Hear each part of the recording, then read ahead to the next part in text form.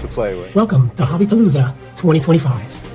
Hello, everyone. I'm Orlando from A Collector's Dream, and I'm honored this year to be your Hobby Palooza ambassador. This year, we're once again proud to support Signatures for Soldiers, a nonprofit helping disabled veterans through the power of sports autographs. As you know, we're accepting donations all weekend long. And for every $10 that you donate, you'll earn one raffle entry for some amazing prizes. The preferred way to donate is through Zelle in your banking app to the email jekofma@yahoo.com. JECOFFMA@yahoo.com. If Zelle is not an option, use PayPal Goods and Services to the same email. Let's go ahead and beat last year's total of over $5,800. This hour of Hobby Palooza is brought to you by the Penny Sleever, who are generously donating 10% of this week's sales at thepennysleever.com to Signatures for Soldiers. The Penny Sleever, as you know, has top quality supplies at fair prices. Enjoy the show and have some fun. All right. Good morning, everybody out there in Hobby Palooza verse. My name's John Newman, Sports Card Nation, Hobby Quick Hits, part of Hobby Hotline. I probably forgot something. That's okay. Hope everyone's doing well.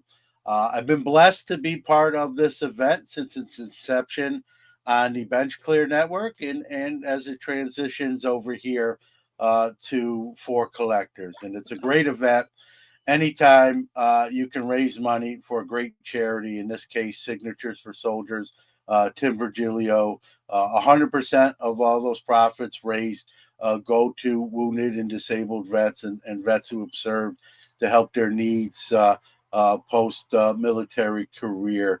And we're going to, hopefully we got a fun 55 minutes here. When I knew I was doing this show, the gentleman you see on the right of the screen of me was really one of the first guys that I wanted to share the stage, so to speak, with. And he's probably needs no introduction, but he deserves one, and he's getting one. And that's Rabbi David Spinrad. Welcome to Hobby Palooza and I guess Sports Card Nation.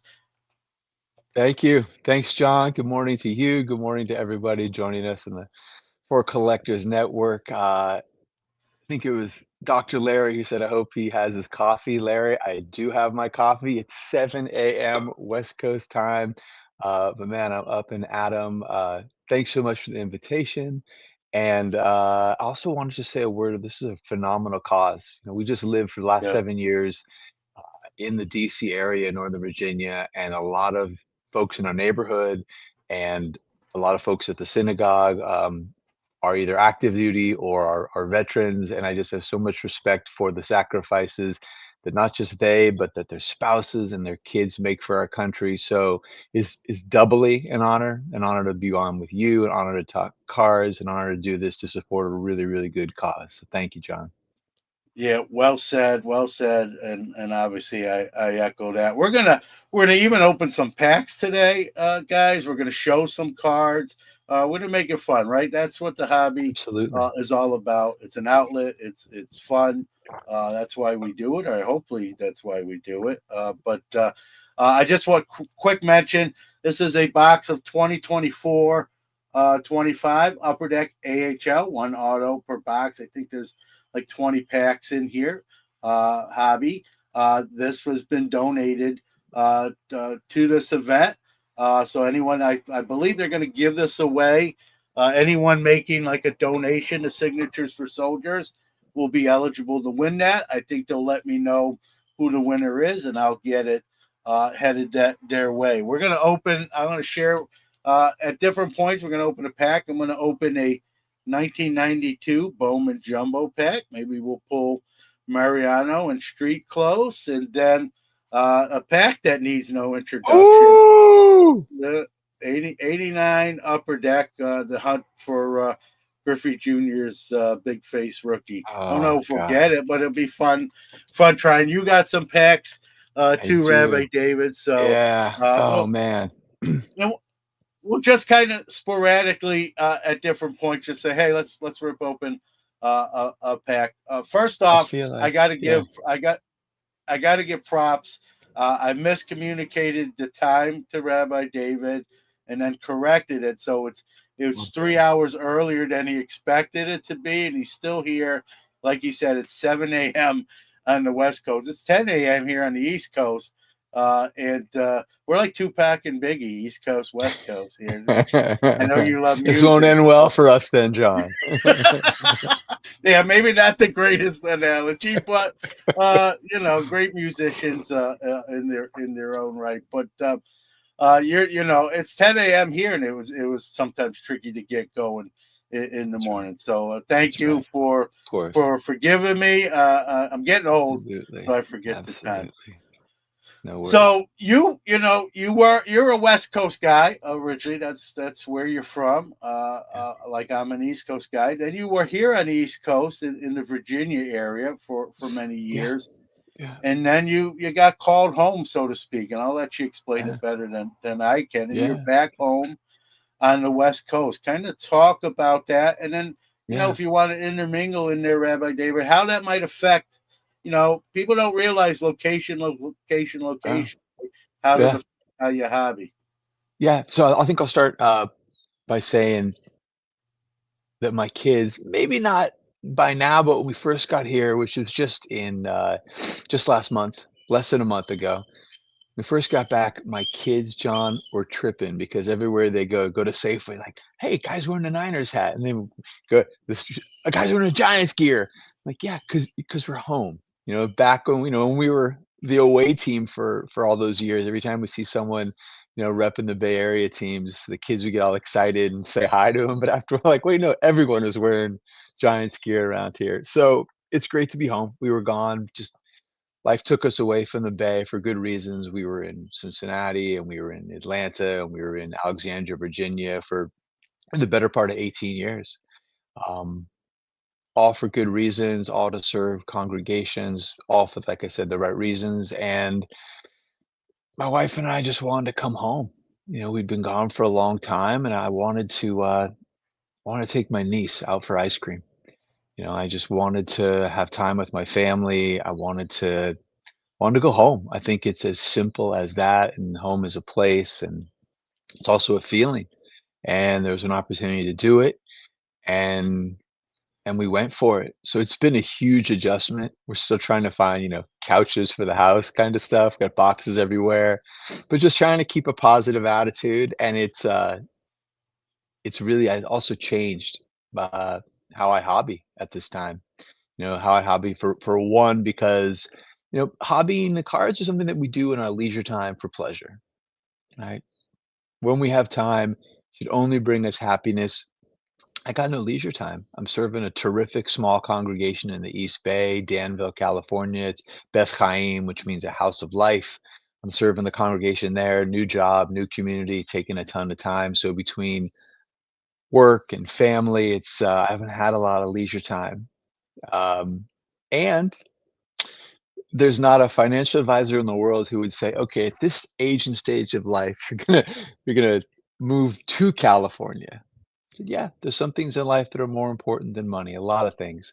And since cars are my discretionary income, and since we have a lot of money going out right now, even though I have a little separate nest egg, between the focus on other things to really do it well, I'm over here and not so much on thinking so deeply about my collection, uh, and also really wanna be conservative with my money. I had a card budget until I left Virginia, and now there's no money coming into my budget, so I'm sort of, "Okay, this is what I have in sort of card equity. This is what I have saved up," but I'm really trying to be, really patient and judicious and reflect on what I have, because I don't know when the next time I'm gonna have discretionary income to put in, to my collection. Yeah, and unfortunately, I'm not going to see you at the National this year. But there's always next year, and I hope that's the case. And I'm sure maybe not 100%, but this move sort of affected any chance to attend the National in Yeah, Chicago. But yeah, talk about how, like you kind of alluded to it a little bit, Rabbi David, about you might be dealing with a little less income and in California than in Virginia, at least to begin with. yeah, Like you said, you have to sort of you're not going to not buy cards, but you're going to have to No. be more judicial with your purchases, Yeah. if you will. Yeah. Yeah. So I'll tell you that one of my foundational pieces of my collection is I want a small and beautiful collection. Um, some of those are just personal cards that have this example has this memory, and that's why it has a place in my collection. And then some of them are more iconic cards, like I have the Mays rookie and the 52 Tops rookie. So I mean, not as rookie, but first Tops. Um, so I'm grateful that I didn't really want a big sprawling collection. This is even more encouragement to keep it small and focused. And the other thing is I have this right next to me. One of my favorite outlets is I have this binder. I call it Uncommons. See, this is me on Well, Canva, you got multi-talented, you got right? like you made like a I whole did. graphic I did. like I that's so these are every card in here is $5 or less all in. Because there are amazing cards that don't yeah. cost a lot of money and they're super fun to look at. So I'm just going to show you real quick one page. Here. This is a 70s page, and there's just some great cards like that Vita Blue top center. I used to have in a PSA 8 before. I don't need this card graded. This card costs $3, right? And Yeah. this one right here, this Tommy John 76 Tommy John. What's super cool about this card is the back of it says did not play, injured. So this is the card that births the Tommy John surgery. So I think the only thing that hurt us as collectors is lack of imagination. So small Yep. and low end purchases. There's such great ways to collect. It's just about being imaginative.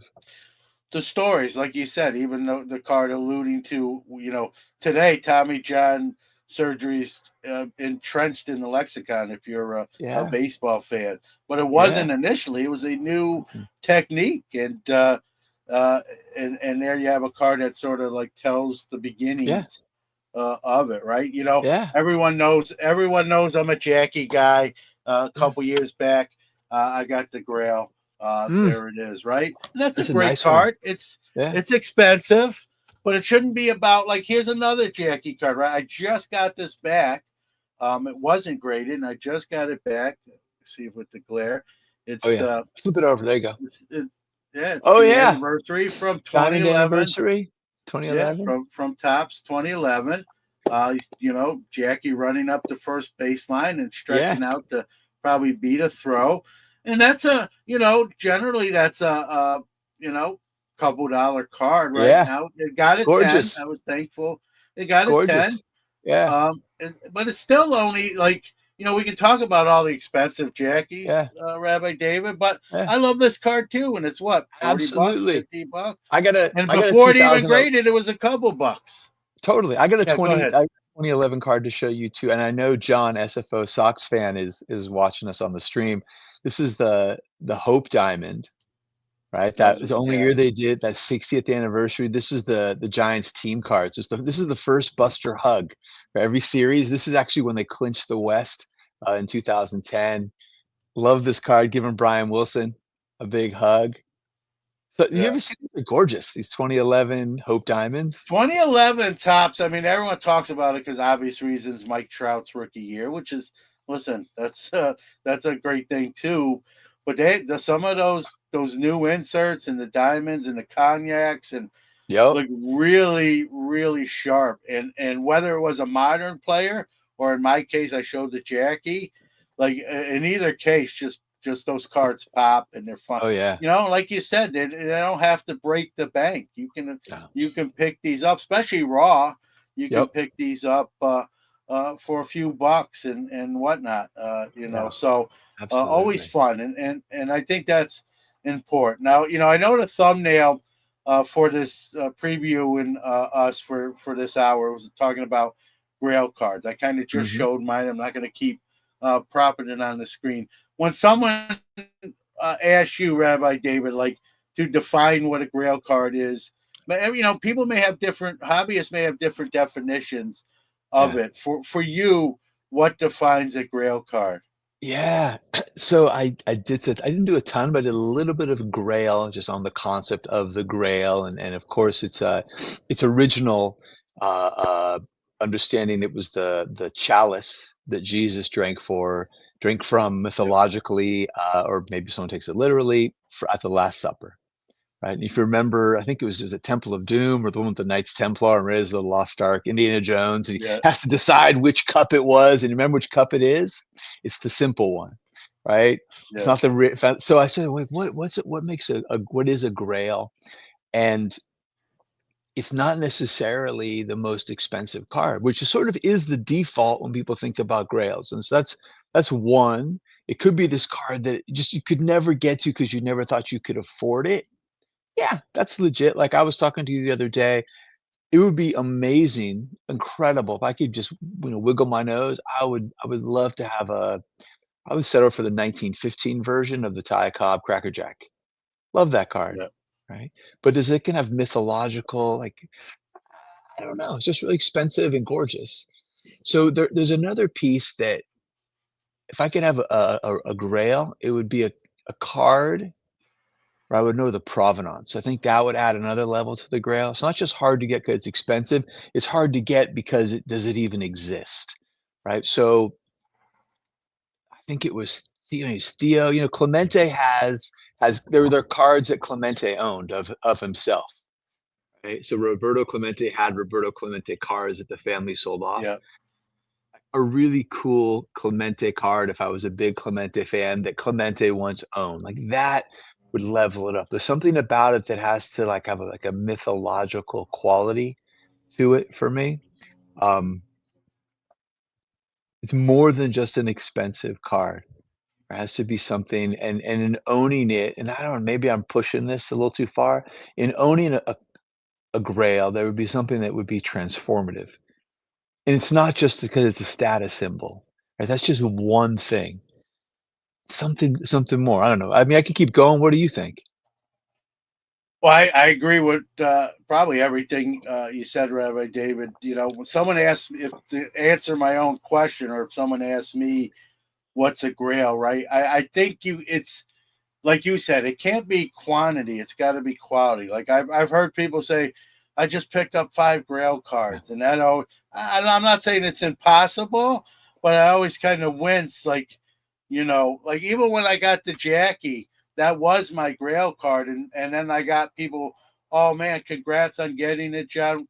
What's your next grail?" And Right. I don't even think I really had one. Like I got, the next year I got an Aaron rookie. It's an Yep. iconic card. You're Yep. very Yeah. familiar Yeah. Yeah. with it, right? Yeah. But this wasn't my Grail card. The Jackie Mm. was.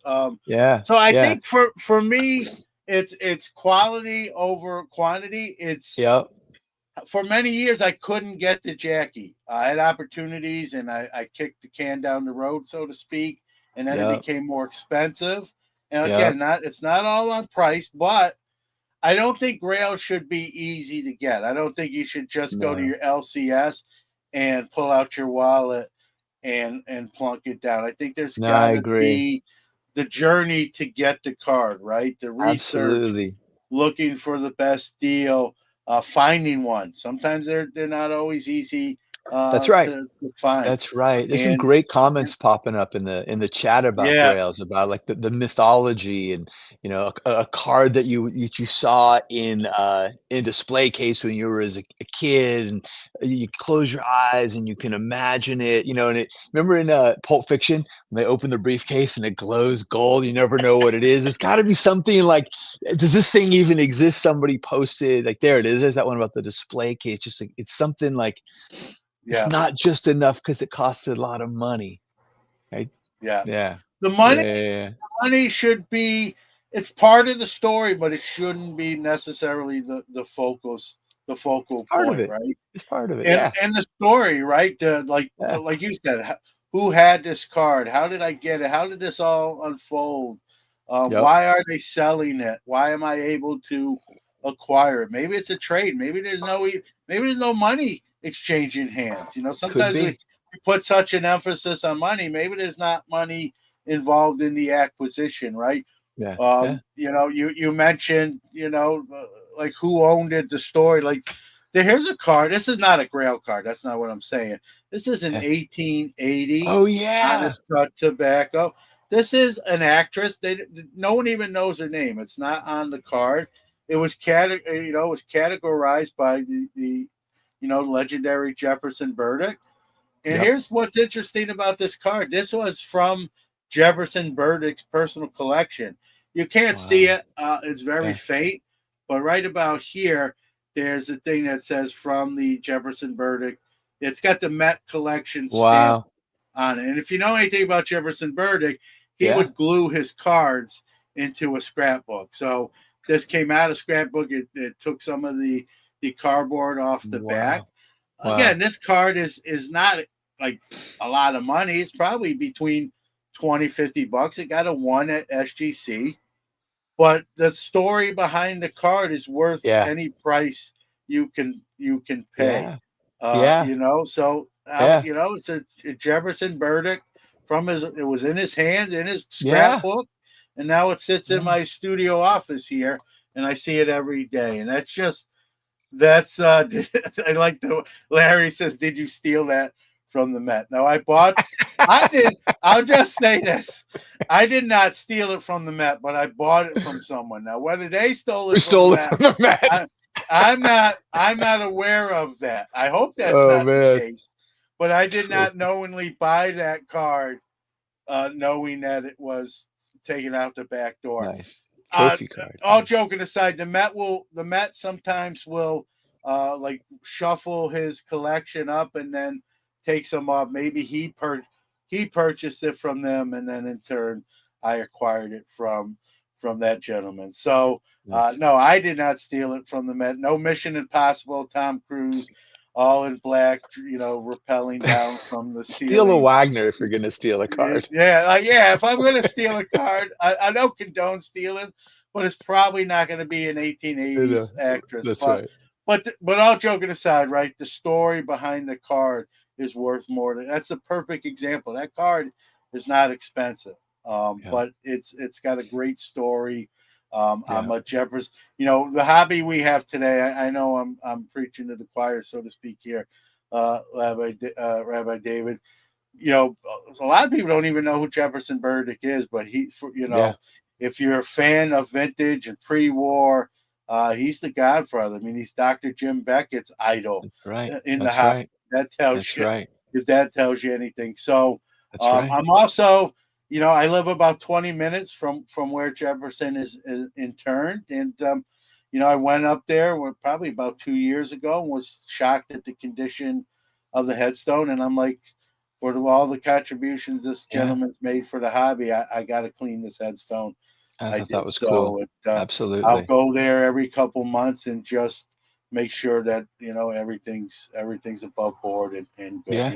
I'm a pay it forward and kind of steward, if you will, ambassador, whatever terms you want to try to walk the talk. And the other thing with Grail, the other thing I want to throw in, I don't think it should be easy to sell. In other words, if you call it your Grail or one of your Grails, I don't think like you pick it up on Monday and like, oh yeah, I sold that today and it's Friday. I'm not saying you can never sell a Grail. Maybe you get into some financial hardships or whatever the case may be. But I think it should be a card that's hard to turn around. The last one you sell. Get rid of. You know what I mean? Like even with the Jackie, I told my son's very well aware of it, what it's worth. And I'm like, hey, when I'm not here no more, this is going to you.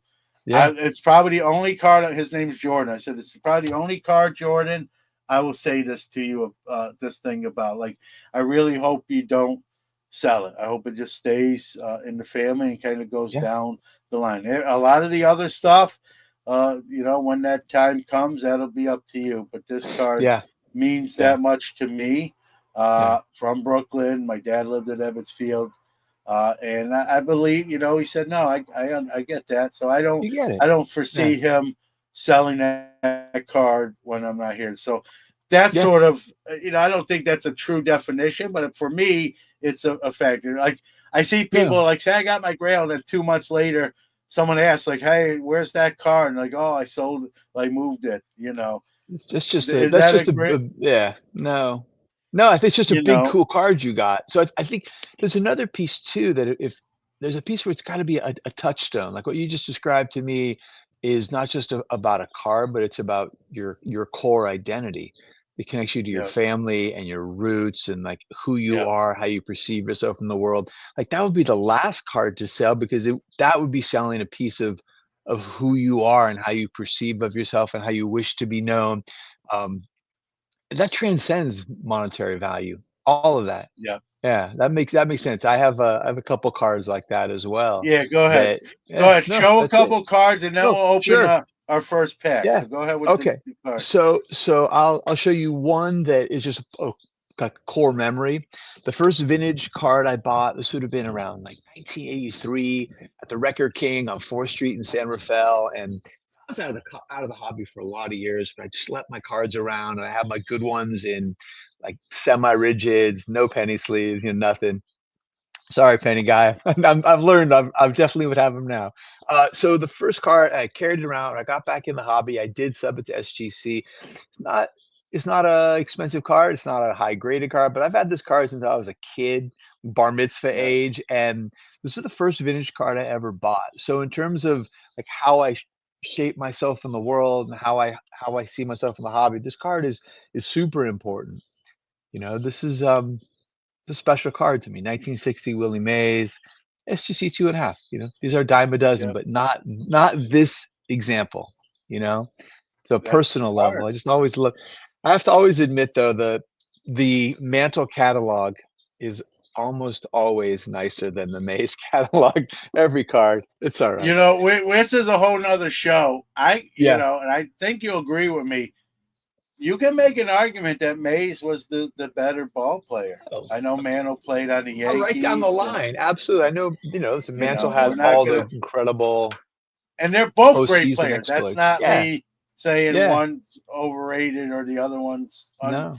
maybe Mays is underrated, but they're both great ball players. Yeah, both great. And then You another know, card that a mind there's cards that are a mind's eye, right? We're talking about the ones you see in display case when you were a kid. When you imagine cards, I'm going to show you two more that fulfill it. The first one is when I was a kid, this card was everything. And when I first started collecting, my first year as a collector, and it still to this day is, I think, the single greatest card of its decade, and for me, a top 10 card any sport ever produced in the history of cards. For me personally, is the '78 Topps Reggie.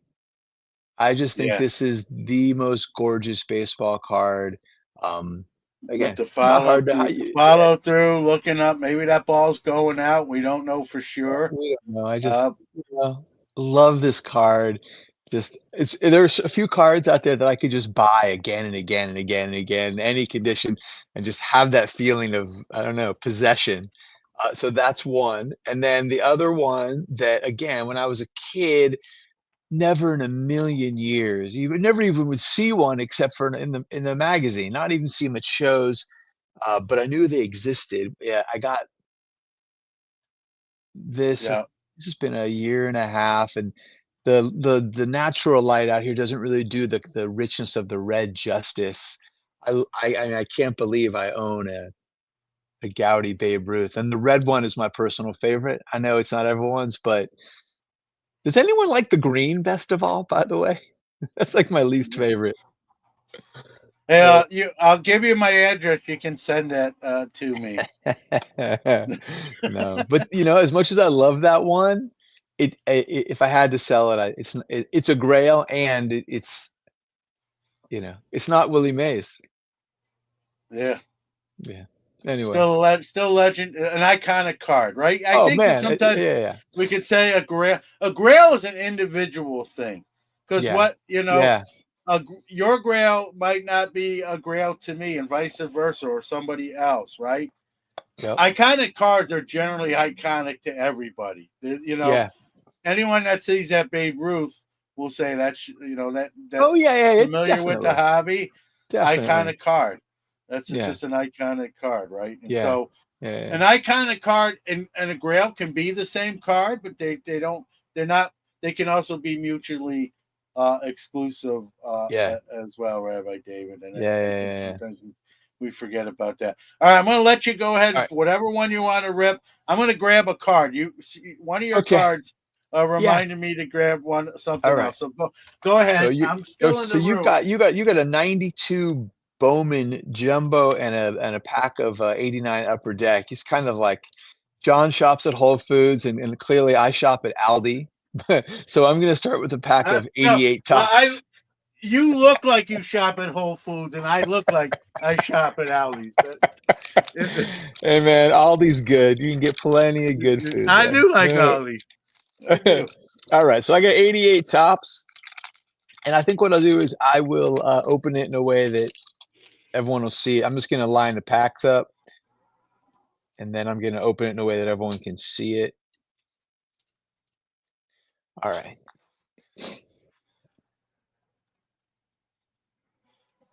Joe Johnson, common. James Steels. I'm pretty good. I've never heard of him though. Yeah, Oh, this dude. it's funny. Opening vintage packs, sometimes you forget Yeah. like a player. Like I don't remember this him. guy. I'm pretty good too. Yeah, Charlie Huff. Yeah. I like it. One for the old guys. All right. Dodger, More than Dodger. a comment. Yep. Mike Campbell. Oh, so when I got back into the hobby, I had a binder of can't miss guys from the late 80s. Guys like this. Ben McDonald, Taylor Flowers. Man, if anyone wants to prospect, talk to me first. 99% of these guys, no way. I hope everybody's selling Paul Skeens as fast as they can. And I hope he wins. Hope he's a Hall of Famer. But odds are, there's a Tommy John in his future, maybe two. Yeah. Larry Anderson, he was a fun guy. He was the guy whose famous quote was, "You're young once, but you can be immature forever." So he's more than a common to me. He had a good career. Bill Landrum. So far I got Bupkis, but I think there's something in the second half waiting for me. Is that Dan Gladden? Danny Gladden. I remember he actually was an announcer for the Twins. I remember he came up in some dark times for the Giants. Yeah, let me see this. Yeah, 1984, 342 at-bats, hit 351. That's like a season highlight for the He was a hustler. Giants. The thing I remember about him, that guy just hustled. He wasn't the greatest player, but he gave 100% effort. Big time. You know what I love? Kind of sneaky, underrated backgrounds. I love to see the stadium shots. Like 53 Bowman, the backgrounds of Yankee Stadium. Oh, makes it for me. And that's kind of something that I feel like the new stuff lacks. Ooh, won a Cy Young through a no-no, the split finger, Mike Scott. Remember him? He had a flash. What year was that? 86, 275 innings. This guy was a horse. 2.2. Yeah, people don't realize how good he actually was.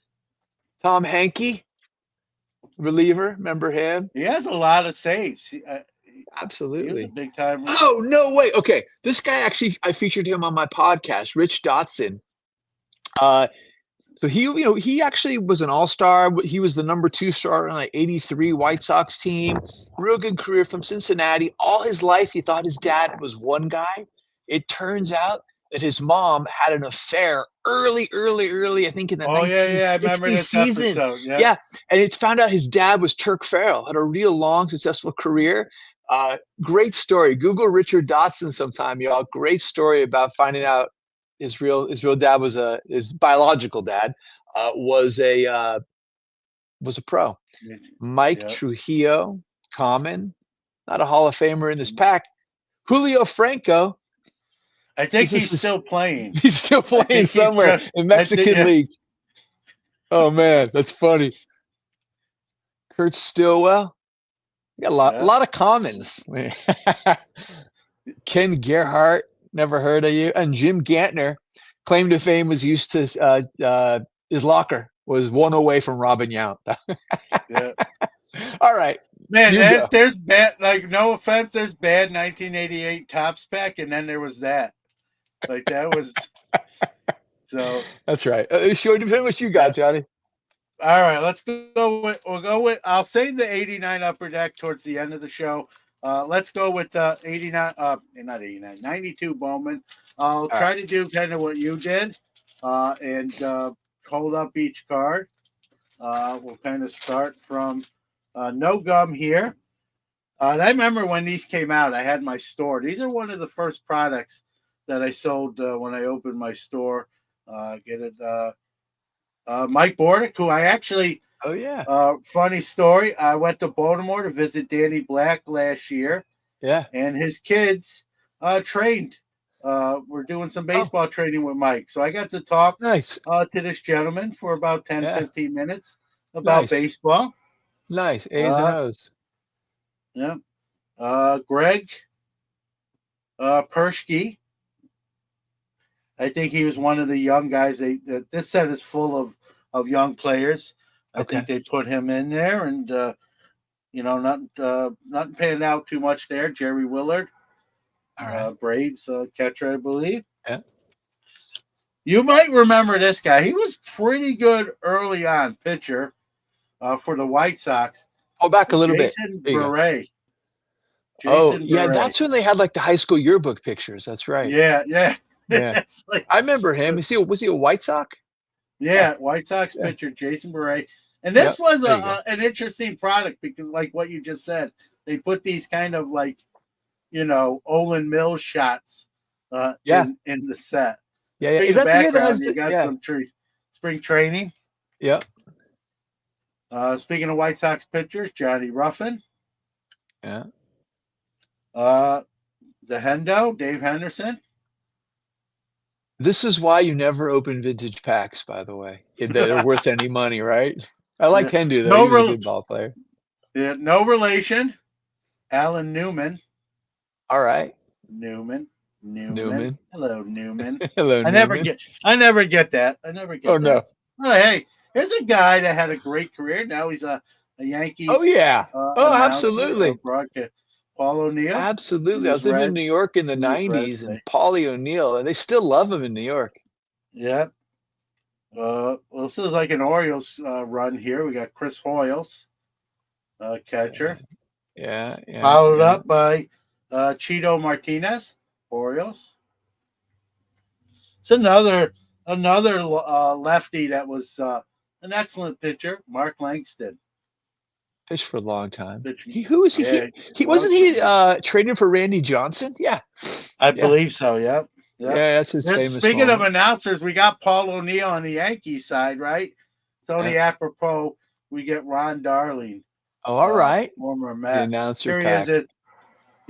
With the Ace, kind of on the back end of a great career. Yale grad. Yeah, here we got into the gold section of. Oh, you're going to like the next two cards, I think. They're both Giants. What do you got? Billy Swift. Swift 120. That year, John Burkett and Swift won 20 in 93. Giants won 103 and finished second to the Braves. Brutal. Yep. I like that one, though. I'll trade you. And that. All right, I'll give it to you. There you go, Matt Williams. Oh, yeah. Come on, baby. Oh, you won this pack war. That's gorgeous. Yeah, well, then it's Giants followed by Dodger, Jose Offerman. Oh, yeah. We'll go quick here. Jeff Montgomery. Yeah. Brian Harper. I remember him. There's a great the Rat. let me see. The Rat, Gary Gaetti. Oh, yeah. He had a good career. This is my kind of pack, John. David Sancaro from the A's. All right. I don't think he made it very long. Jody Reed. Yeah. Sox. Yeah. Scott Bullitt. Great name for a pitcher. Great name. Yeah. But he's not a pitcher. He's an outfielder. Now he's pumping gas to Circle K. Oh, good. He was a massive prospect. Remember him coming up? His card was hot. His 88 score. Yeah, he used to steal bases 2 or 3 at a time. Like if you were in fantasy leagues, you would draft him just for the steals. Last card, Dennis Cook. All right, not great. No Mariano, no Chipper, no Piazza, but that's it's fun, right? The chase. So absolutely, and those gold Giants are definitely coveted by me. Yep. Real Yeah. quick, All right. I Yeah. want to remind everybody, Hobby Palooza, this event is raising money for Signatures for Soldiers. Tim Virgilio does a great job with that organization. When he started that, he wanted to raise $500. And here we are. He's in the six figures. And, Awesome. he does it out of kindness of the heart. He doesn't take a salary, and 100% of the proceeds go to help our veterans that served this country so gracefully and importantly. And we have the freedoms, right, that we have Yeah. today, like opening dud packs on a live stream because Yeah. of people who made that. Who fought to keep our freedoms. And That's right. I have military in my family. Me Probably a too. lot of people do, and Yeah. it's important. So Yeah. Tim's a great guy. He'll be at the national. I think he's got two tables, and we talk about the autograph scandal that just happened, right? And that's not a new thing. There's always been forgeries, but this one is Yeah. sounds like it's going to be of epic proportions, right? Yeah. And you got to be careful. But Tim, with that organization, all those cards come right from the players themselves. So if you're at his tables at the National looking at signed cards, memorabilia, yes, memorabilia too. There's like cleats and bat. Those are directly from the players themselves Players. donating it. They're not even selling that. They're giving it to Signatures for Soldiers for Tim to sell Great. to people who want to own those things, and the money Yeah. goes to the veterans. So That's there great. you go. If you're trying to avoid that, we don't have to spend a lot of time on. I'm sure you heard about it. Kind of, Yeah. what were your initial thoughts when that story broke?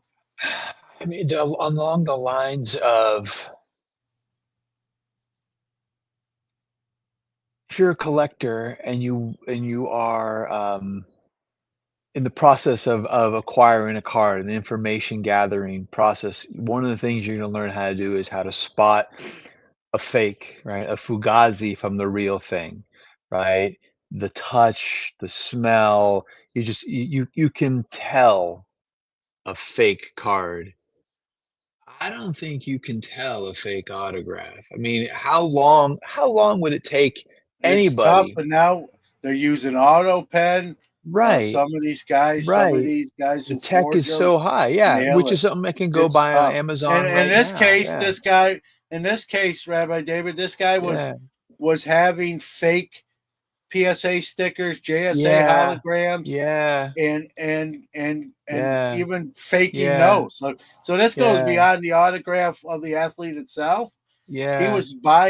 He was having made or purchasing fake JSA, All of PSA, it, and all of it. I know, I know, I know. And then I really what Orlando put in the chat, first and most, Orlando, that my thoughts and my prayers really have yeah, been and will continue to be with you for a complete recovery, a refuah shlema, just only health for you. You're truly one of the nicest guys I've ever met. We got to yep, spend a little no bit doubt. of time together last year at the gathering on Thursday night. Just only health to you, and your quote, I feel really bad for the who knows who's holding what. um, I think it's gonna have a long, long, long tail to it, and then there's another thought that if you're holding something and you don't know if it's real or not, eh, there would be too much suffering to not just go, "You know what? I'm just gonna assume it's real and let it go." Because who knows? Because it's like you said, it's gonna look like the real thing, and it's gonna have the sticker. I mean, I'm pretty grateful that the only autos I have, I got it's like I have Maze's autograph on a ball and a bat that I got when I was a kid. In Like person. I saw him Yeah, sign it. Uh, I got Jerry Rice and Emmett Smith's autograph on their Hall of Fame induction ticket because I was there. And then I have things like yeah. Dwayne Kuiper and Mike Krukow, the Giants team announcers. Like no one's forging Mike Krukow's autograph. So like Not I don't think yet. not yet. It's worth $3. Uh, so I'm not, I'm not gonna. I won't hit me personally in terms of my collection, but it will hit me personally because I care about the hobby. And if I was ever gonna disappear, from the hobby, it would only be because of bad actors and bad vibes, and it's actually the thing I took a step back. I took a couple months off of listening to any podcasts, YouTube, just to sorta clear my head from it all, and, coming back, I feel like I'm even more sensitive to just all the baloney, like, life is hard, I don't want this in my hobby as well. Yeah, real quick, the first thing I thought about, and well said, Rabbi David. The first thing I thought about when this story broke is that dad that bought that Patrick Mahomes a signature item for his son for Christmas, Yeah. and the Yeah. joy on that kid's face, believing it to be the real McCoy, and maybe now it's not that good or hard-earned dollar that that father paid Yeah. to make that young man's or young lady's day, whatever the event, Christmas, birthday, whatever, bar Yeah. mitzvah, whatever the event is, and now Right. they may not have a real item, and that story is not just one; that's probably thousands of It is unfortunate, thousands, yeah. right? It's Yeah, such a drag. and we forget about that aspect, right? All people want to talk about is Brent Lemieux, the perpetrator, Yeah. who cowardly took the easy way out and didn't even want Yeah. to Yeah. face the music and Yeah. committed suicide. I think about there's a lot of people. We got the national coming up here very quickly. There's a lot of dealers there who just sell autographed merchandise, Yeah. who do it Yeah. above board, and it's a legitimate business, but they're sort of this black cloud's going to cover them too. And even though they Yep. didn't do anything wrong, Rabbi David, in the chat room, they're sort of, Yeah. you're automatically put into that Yeah. group. Like, is any of this Yeah. stuff real or is this real? Yeah. And it's going to affect their livelihood, Yeah. especially if they're doing it all above board. I'm sure that maybe that's going to affect their sales or their bottom line. They're going to have Yeah. to answer Yeah. questions. Forget Yep. about sales. They're going to be like, hey, where'd you get this? How do I know it's real? And again, they should be able to answer those. That's par for the course, but they're going to get a lot more than they would have now prior. And they're going to have to Yeah. they're going to be on the front lines of a lot Yeah. of Do you distrust, if you will. do you know, this is one part of the story I don't know. I just have noticed, I remember, Dave, Blue Jacket 66, a Yes. video a while back ago sort of raised this question, and it came right back to my mind. I'm not sure of the connection.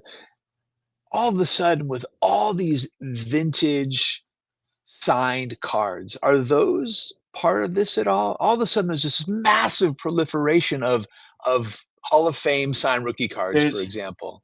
I Do we think there's know? a chance. I think there's a chance. I mean, if a PSA what authentication was forged, there's a chance that they're. I think those are harder to do. I think you got to check the cert numbers. Um, you got to do a little research, right? Are there two of Mhm. these? Why are there two of these? You know what I Yeah. mean? Like, Yeah. Yeah. sometimes go, we all like to bag and complain about eBay, but sometimes you can use it as a research tool. Why are there Yeah. two same one-on-ones? That's not Yeah. possible. Something ain't right Yeah. here. Same thing with a cert. Why are there two Nolan Ryans with the same cert number? One's got to be real, or not, one doesn't have to be real, but one of them definitely is not real, Yeah. Yeah. for sure, if not both, Yeah. right? So, Yeah. do the like you said, do the research. Do your, I'm one of the things on my potential purchase list for the National is a Jackie Auto. I don't have one. It's one of the things I don't have. I'm not Yeah. a huge auto guy, but I do have some. I kind of want to add that. I almost bought one last year, Rabbi David. I did it. Yeah. Uh, it's sort of a kind of a cut and dry item. It's Yeah. generally not that it can't be forged, but a lot of times you can tell by the age of the paper, the age of the ink, the Yeah. certification, whether it's the Yeah. real McCoy or not. Yeah. But you got it again. Whatever you're buying, you got to be careful at this point. Yeah. And it's not just a hobby, folks. Right? Any industry where there's money to be made unscrupulously, people are going to try to do it. That's Wall Street. Yeah. That's real estate. That's the hobby. That's the art world. There's, like you said, bad actors, bad people who just want Yeah. to make money Yeah. at the downfall of other people. Yeah. Yeah. And it's sad but Absolutely. true. You You want to know. hear a cool? I have a couple more cards. I know we're gonna get kind of come Yeah, down yeah. the Go end. I want ahead. to show you a couple things. So, I kind of have a thing for that intersection between shiny and vintage, so Yeah, heritage. I have yeah, to say, like, I've kind of like they know their market. Like heritage, I like it. And I picked up a few golds. I picked up just a couple supers last year. I picked up this card. This is Max Scherzer's was 2019. His superfractor. It's that's super cool. shiny. Like the light's not quite. It's Yeah, really beautiful. I love that paper stock. And it reminds me that was a great Nats team. They won the World Series. I yeah, just moved about a year earlier to DC. Awesome team, like a true team. They won the series. Really exciting to be in the city, even though I'm a Giants fan. It was super cool. They never got their victory lap because then COVID hit. So they never yeah, really got the city never got to celebrate. But I wanted this card as that memory. And I took it. I do this thing sometimes where I bring a card. I'm like a little kid with a blankie. I'll bring a card when I'm traveling, or I'll bring a card to a game just to look at it, you know. And I took this card. The Giants were in town. Took them to a Nats game. I took a picture of it, kind of the field behind it. Put it up on my Instagram, and it was a few months ago. I got a guy commented on this card this week. He and his daughter originally pulled this from a blaster in 2019, and he pulled it. He was super happy to know that he hadn't seen it since he had to sell it because his daughter. He's a single dad raising two girls. His other daughter needed medicine. She had a kidney thing going on, so he had to sell the card. Um, And so we were just, privately messaging. I asked permission if I could talk about this, and he said, "Yeah, absolutely." And so this whole conversation about how there's more, more things, way more, everything almost is more important than cards. yeah, And it's just really nice to know that the provenance of this card.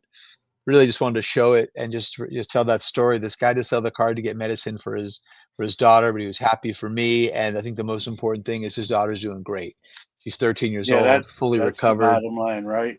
She's And fully I've heard recovered. Yeah. you've heard it. I know you've heard instances of that. I've heard where someone has to sell a car they would have normally not sold Yeah. for some sort of bill or importance, right? Yeah. It really hits home, right? That life Yeah. trumps cards Yeah. as much as we love cards. You can, when things get better or on more stable ground, you can always Yeah. reacquire the card again and make a new story, right? Yeah. Uh, Yeah. yeah. John, they're Real quick, gonna boot us. Do you want to do one more pack or do you want to do yeah, cards I'm more? gonna one more card. You pulling the Reggie out. So this is the Oh, 79. This is the 79 tops yeah. Reggie. Yeah. Uh, Yeah. Unfortunately, it's a grade in 8. This is not the original card, but the first pack I ever opened with my grandfather, Brooklyn, New York, corner store, 1979 tops. Wow. The fourth card Wow. in. I'm not Wow. Reggie's not my favorite player, but listen, at the time he was the toast of New York. Totally. Mr. October. This was the card, not the actual card, but this card, this Yeah. picture, this was the card that locked me in. Yep. I pulled this card, and the Yep. rest is history. Here we are, Rabbi David, 46 years later, 1979 to 2025. I'm still here. I wish this was the actual card. I beat that thing up. I put rubber bands around it. I set it against the wall. I put it on my Yeah. dresser. Probably put it in my pocket. Yeah. I don't know where it wound up. But when I was thinking back, like what card started it all, it was this one. And I'm like, I'm going to buy a graded copy. Again, That's cool. $25, $30 card, right? In this Yeah. graded Yeah. form. Sure. $2 or $3 in non-graded. All right, Yeah. let's open our last couple All right. packs. We're up against All it. right. We'll All open right. them at the same time. Okay. And we'll just Okay. if we hit anything, I'm going 89 upper deck. I'm going 89 tops. All right. We got like a minute. Just I so hope you you know. get Griffey, man. I would be super happy for you. No luck yet. Ooh. I'll just kind of. All right. Ozzie Smith All-Star. Don Costello, Joe Smiley. Cecil Oh, I love Fielder this one. here. This is Hershiser record breaker, scoreless innings when he broke Drysdale's. That's a cool one. Steve Bedrosian, Bedrock. Mark Davis. Boston Red Sox, the round hollow sticker. Oh yeah, I forgot about those. I got garbage. I got hot garbage. I'll show you. I got nothing. I'm on that pace. Come on. Hey, I don't got good. Bobby Witt Jr., but I have Bobby Witt Sr. Nice. Tom All right, here we Troublehorn, go. We're up Scotty against it. Mark Davis, Mike Smithson, garbage. Mike Davis, Tim Burtsis, Dale Sveim. Yeah, this was a bad. That's a bad bad 4-packs. The baseball pack gods were not smiling on us this morning. You got those Giants golds. Yeah, that's true. I'll save them for you. Man, all right, thank you, folks. John. We are up against it. This was a blast. I hope everyone in the chat. Thanks for watching. Thanks for spending everybody. Some time with us. You didn't have to, and yet you did, and that's appreciative. Keep giving the signatures for soldiers during this event. See them at the National if you're going. Buy a couple cards. Again, a great organization, 100% of the profits. And keep watching Hobby Palooza. Great event for collectors doing a bang-up job. They make it look easy. This is not easy. So shout out to them as well. Love the hobby. Keep collecting baseball cards. But hey, we want to keep the lights on here at Four Collectors Studios, so hit the like button for us, guys. So thanks everybody for coming, and we'll see you next time on Four Collectors. All right, guys, have a great rest of your night. Subscribe to the Four Collectors channel if you haven't done so yet, and we'll see you soon. All right, guys. Clemente Collector has said we hit a grand slam, so that makes me feel good.